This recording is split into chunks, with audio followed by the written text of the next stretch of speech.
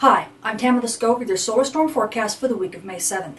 The sun has been giving us nothing but wispy, almost invisible solar eruptions, like this little one right off of the center disk. You can see there's a mini storm that could be coming our way. That happened on the 4th. And then these filament prominence eruptions, like that northwest little twister there. And even when we turn to our flare monitor, you can see we stayed pretty much below that M flare threat level, except for the last day. Yesterday and today, we're seeing flares on both sides of the sun from region 2057 and 2047.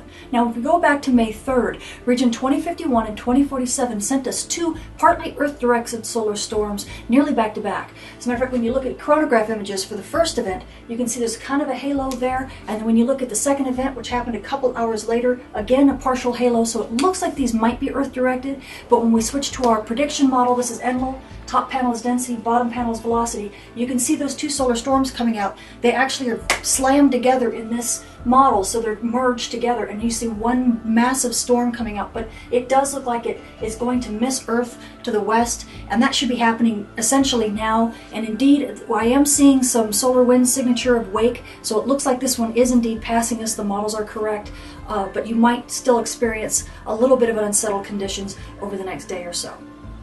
So what else does the sun have in store for us this week? Well, these are synoptic charts that show all of the active regions all over the sun. The two vertical lines show the east and west limbs, and they bracket the Earth field of view. Now, when we set these charts into motion, you can see region 2047 is transiting the disk. You'll see 2051 coming online shortly. Those are the ones that are giving us active flares now on the west limb. But look at the east limb. Just behind it, there's all of this active regions. Look at them all coming on here. Now, when we go to our solar monitor that's behind the sun, this is stereo.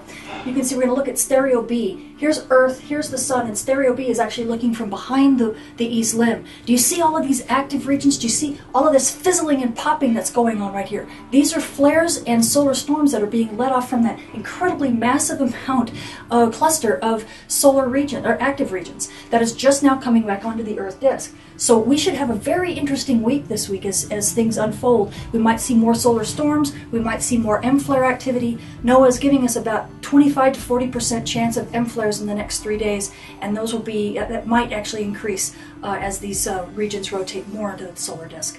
Now, returning to the solar disk, we see 2047 and 2051 are indeed exiting off of the west limb now, but we will be watching them on the backside because they are now M flare producers. So it'll be interesting to see what they do as they transit the backside.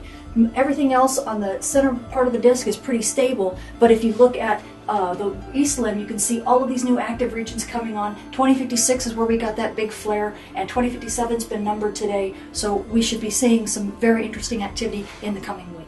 So this week looks to be pretty exciting. Even though the space weather is pretty quiet right now, we have a whole cluster of active regions just rotating onto the east limb that could bring us a lot more than the wispy solar storms we've been getting as of late. Although the wispy solar storm of April 30th brought us beautiful aurora in Sweden and in Minnesota and Wisconsin, and some gorgeous stair-step aurora in Alaska. So sometime starting later this week, we could possibly see a bit more M flares, and things like your GPS and your satellite internet and telephone could be a little bit screwed up. But those types of things, we probably won't have the potential for that until sometime into next week. So enjoy the quiet and expect to have some better space weather coming your way. I'm Tamitha. Thank you for watching.